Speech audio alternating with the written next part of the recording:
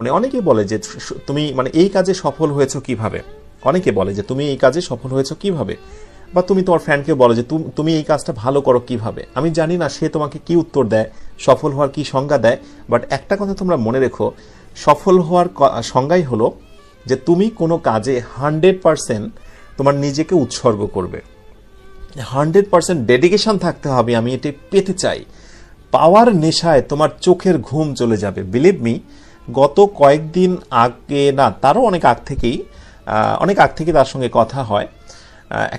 মানে আমার viewers, student বলবো না, সে একটা ব্যাংকে চাকরি করে। এটা আমি মানে তোমাদের জন্য কাজে লাগবে বলে আমি বলছি। সে ব্যাংকে চাকরি করে, বাট তার অদম্য নেশা, সে বিসিএস ক্যাডার হবে।